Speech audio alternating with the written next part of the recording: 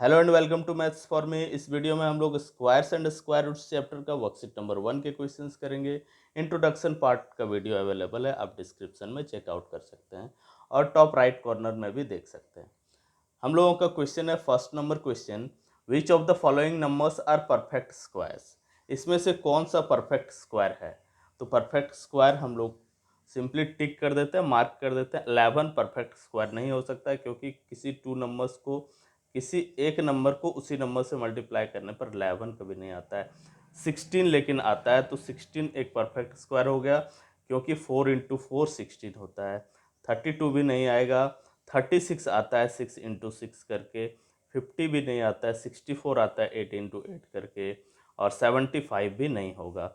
तो हम लोगों के परफेक्ट स्क्वायर्स हो गए 16, 36 एंड 64। अब नेक्स्ट क्वेश्चन हम लोगों का है second number, which of the following numbers are perfect squares of even numbers. Even numbers का परफेक्ट स्क्वायर्स कौन सा है? तो हम लोगों ने क्या पढ़ा था कि इवन नंबर का इवन नंबर का जो स्क्वायर्स होता है वो क्या मिलता है हम लोगों को? इवन नंबर मिलता है। और ऑड नंबर का स्क्वायर्स क्या मिलता है हम लोग को? ऑड नंबर्स मिलता है। तो जो भी यहाँ पर इवन नंबर्स होंगे वही इवन नंबर्स के परफेक्ट स्क्वायर होंगे, यानी कि 784 and 576 will be our answer. 784 and 576 will be the answer of question number 2. Very easy question. Now number 3, which of the following numbers are perfect squares? इसमें से कौन सा नंबर जो है वो परफेक्ट स्क्वायर्स है? जीरोज के बेसिस पर बताना है। तो रूल में हमने पढ़ा था कि जीरो जो है वो इवन टाइम्स अलाउड है, तो इवन टाइम्स जीरोज होगा, वही क्या होगा हम लोग का परफेक्ट स्क्वायर होगा। तो 100 में 2 टाइम्स है, मतलब इवन टाइम है। और तो ये क्या हो जाएगा? परफेक्ट स्क्वायर हो जाएगा। तो फर्स्ट परफेक्ट स्क्वायर हम लोग का हो गया 100। अब उसके बाद 205 0 0 0 3 टाइम्स जीरो है, यानी ये ऑड टाइम्स जीरो आ गया, तो ये नहीं होगा परफेक्ट स्क्वायर। उसके बाद 361 0 0 0 0 4 टाइम्स जीरो है, यानी ये होगा, तो ये नंबर भी लिख लेते हैं हम लोग 361 0 0 0 0। देन 2123 0 0 0 0 0 5 टाइम्स जीरो है, तो ये नहीं होगा, यानी हम लोग का परफेक्ट स्क्वायर क्या क्या हो गया? एक 100 हो गया और एक 361 0 0 0 0। Now next question, question number 4, by just observing the digits at ones place tell which of the following can be perfect squares.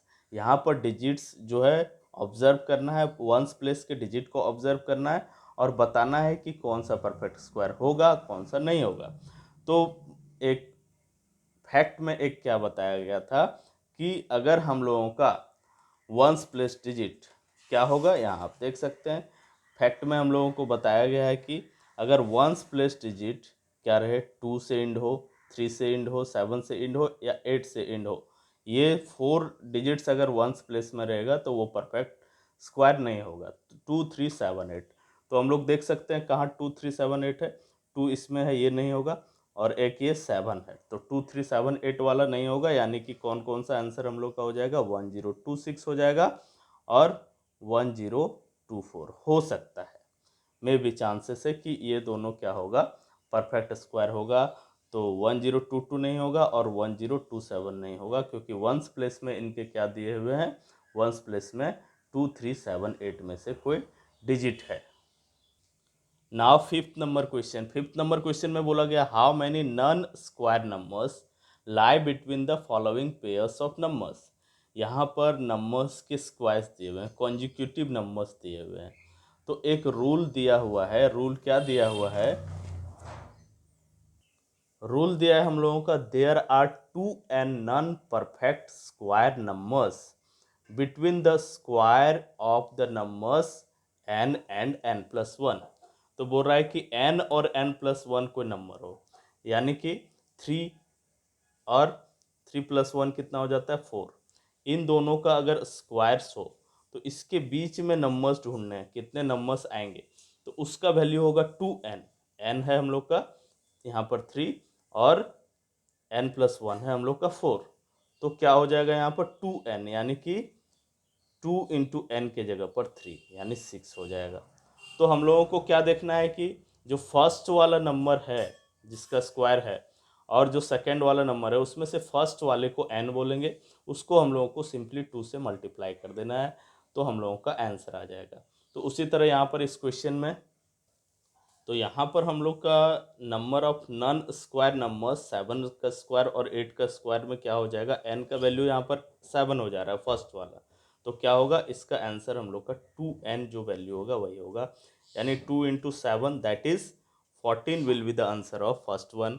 उसी तरह सेकेंड वन का हम लोग देखेंगे, n का वैल्यू कितना है, 10 स्क्वायर और 11 स्क्वायर के बीच में निकालना है, तो 2n का वैल्यू हम लोग को निकालना होगा, यानी कि 2 into 10 that will be equal to 20। इसी तरह सारे का हम लोग निकालते जाएंगे, तो सभी जगह 2n का वैल्यू पुट करने पर हम लोगों के आंसर्स आ जाएंगे। फर्स्ट नंबर का 14, सेकंड का 20, थर्ड का 80, फोर्थ का n का वैल्यू 80 है तो 82 जा 160 हो गया, फिफ्थ में 101 है n का वैल्यू तो 2n का वैल्यू 202 हो जाएगा, और सिक्स नंबर में n का वैल्यू 205 है तो 2n का वैल्यू 410 हो जाएगा, यानी 410 नॉन स्क्वायर नंबर्स है सिक्स नंबर क्वेश्चन में, यानी 205 का स्क्वायर और 206 के स्क्वायर्स के बीच में हम लोगों को 410 नॉन स्क्वायर्स नंबर मिल जाएंगे। अब नेक्स्ट क्वेश्चन हम लोग का है write down the correct number in the box. तो यहाँ पर हम लोग देख सकते हैं कि ये पैटर्न किस तरह से है, 100 का स्क्वायर माइनस 99 का स्क्वायर। तो हम लोगों ने रूल में पढ़ा था कि दो कॉन्जिक्यूटिव नंबर्स रहे और उसके स्क्वायर्स का डिफरेंस निकालना हो तो कैसे निकालते हैं, सिंपली उन दोनों का सम कर देते हैं, यानी 100 का स्क्वायर माइनस 99 का स्क्वायर है तो 100 और 99 का सम कर देंगे, 199 simply will be our answer. उसी तरह 27 का स्क्वायर माइनस 26 का स्क्वायर, ये भी कॉन्जिक्यूटिव नंबर्स का स्क्वायर है, तो यहाँ पर भी 27 प्लस 26 कर देंगे, 53 हम लोग का आंसर हो जाएगा।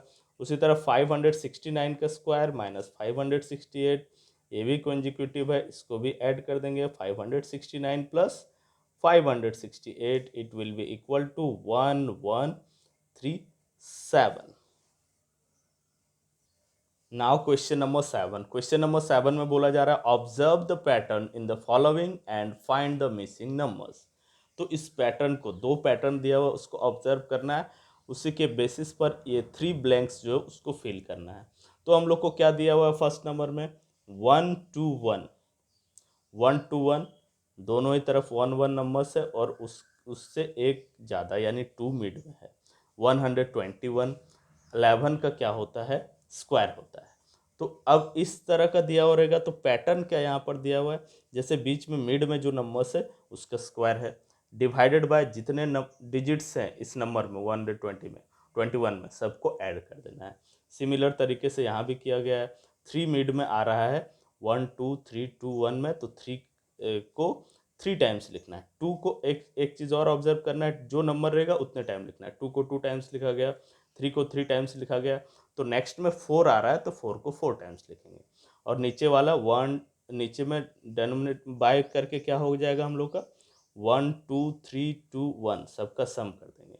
उसी पैटर्न के बेसिस पर लिखते हैं, 4 है तो 4 को 4 टाइम्स लिख देंगे, 1 2 3 4 इसका स्क्वायर कर देंगे, डिवाइडेड बाय हम लोग का क्या हो जाएगा 1 plus 2 plus 3 plus 4 plus 3 plus 2 plus 1, ये हो जाएगा। उसी तरह नेक्स्ट में लिखेंगे हम लोग 5 है तो 5 कितने टाइम्स, 5 टाइम्स लिख के उसका स्क्वायर कर देंगे हम लोग, 5 को 5 टाइम्स लिख लेना है, 1 2 3 4 5 इसका स्क्वायर कर दिए, डिवाइडेड बाय सारे डिजिट्स का सम, यानी 1 plus 2 plus 3 plus 4 plus 5 plus 4 plus 3 plus 2 plus 1, ये पैटर्न बन जाएगा हम लोग का।